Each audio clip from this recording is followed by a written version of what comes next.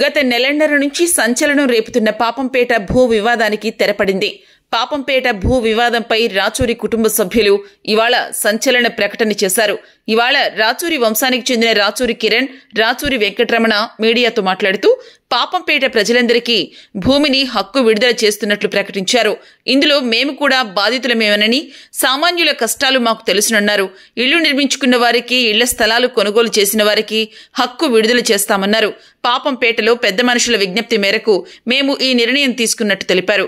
మా నుంచి రిజిస్ట్రేషన్ చేసుకోని భూములపై పోరాటం కొనసాగుతుందని స్పష్టం చేశారు. ఇక్కడ సామాన్యులెవరిని ఇబ్బంది పెట్టాలనే ఆలోచన మాకు లేదన్నారు. వదంతులను, మాపై జరుగుతున్న దుష్ప్రచారాన్ని ఎవరూ కూడా నమ్మవద్దని విజ్ఞప్తి చేశారు. హక్కు విడుదల ఎప్పుడన్నది ఇరుపక్షాల సమయాన్ని బట్టి నిర్ణయిస్తామన్నారు.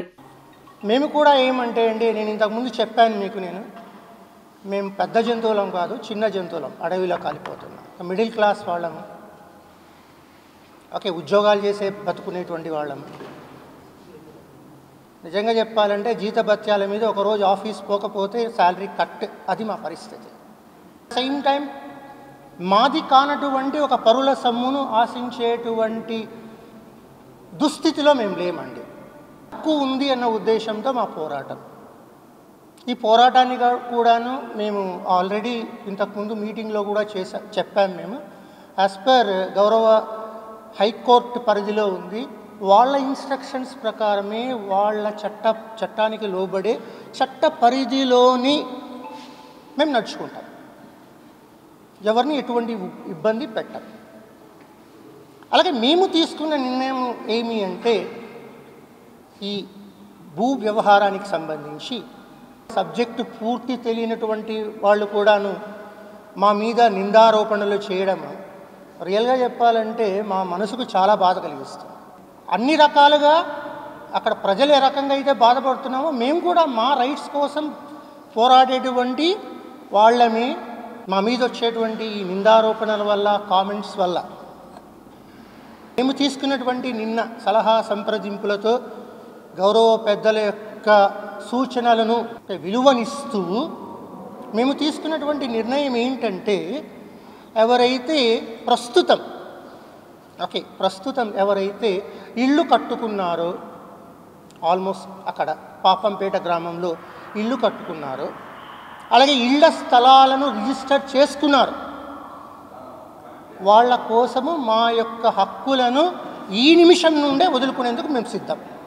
మేము ఈ డెసిషన్కు, ఈ నిర్ణయానికి ఫర్దర్ కూడా కట్టుబడి ఉంటాం. అంటే ఇన్ ఫ్యూచర్ కోర్టులో జడ్జిమెంట్ అన్నది మాకు ఫేవర్గా వచ్చినా కూడాను ఏ నిర్ణయం అయితే మేము ఈరోజు తీసుకున్నామో ఆ నిర్ణయానికే కట్టుబడి ఉంటాం.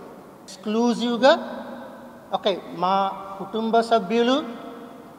కుటుంబ సభ్యులతో పాటు పాపంపేట గ్రామానికి చెందినటువంటి గౌరవనీయులైనటువంటి పెద్దల యొక్క సలహాను మాత్రమే మేము పాటిస్తున్నామండి.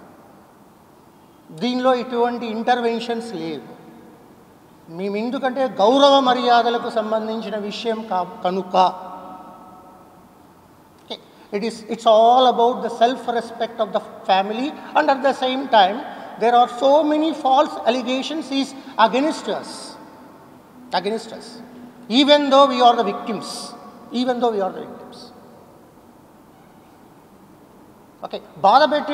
బాధపడుతున్నటువంటి వాళ్ళను మరీ బాధ పెడుతున్నారు. ఓపెన్గా చెప్తున్నాను.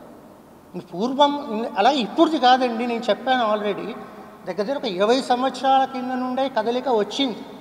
ఆ గ్రామంలో అటువంటి వాళ్ళే మమ్మల్ని కాంటాక్ట్ చేశారు. అలాగే కొంతమంది 2 ఎకరాలు కొన్నారు. బట్ ఏంటంటే మా నుండి 2 ఎకరాలు 3 ఎకరాలు కొన్నారు. వాళ్ళు మా భూముల్ని ఆక్రమించి 5 ఎకరాలు చేసుకున్నారు. మేము దానిల గురించి ఏం పోరాడడం లేదే, వదులుకున్నాం.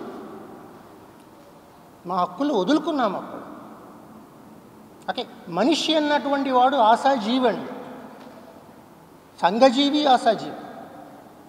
కాబట్టి ఆశతో ఒక పోరాటం చేస్తున్నామంటే, ఈ పోరాటంలో భాగంగా మా మీద వచ్చినటువంటి ఈ యొక్క అలిగేషన్స్కు మాత్రం చాలా బాధపడి నేను మానవతా దృక్పథం అన్నటువంటి పదాన్ని కూడా ఉపయోగించట్లేదు. ఇక్కడ ఓపెన్గా చెప్తున్నాను. మాకు తెలుసండి కష్టం అంటే ఏంటో తెలుసు. అండ్ దెన్ కష్టపడేటువంటి వాళ్ళ ఎంతో కాయకష్టం చేసి వాళ్ళు అక్కడ ఇల్లు కట్టుకుంటారు, స్థలాలు కొనుక్కుంటారు. ఓకే, డబ్బన్నది ఎప్పుడు కూడా ఏంటంటే ఈజీగా రాదు. ఓకే, నల్లేరు మీద నడకలాగా ఉండదు. కాబట్టి ఎటువంటి ఇబ్బందులు ఎవ్వరికీ గురి చేయము. మీడియా ముఖంగా బలంగా చెప్తున్నానండి, మేము ఇల్లు కట్టుకున్నటువంటి వాళ్ళు and at the same time already స్థలాలు కొనుక్కున్నటువంటి వాళ్లకు మా యొక్క హక్కులను మేము విడుదల చేస్తున్నాము.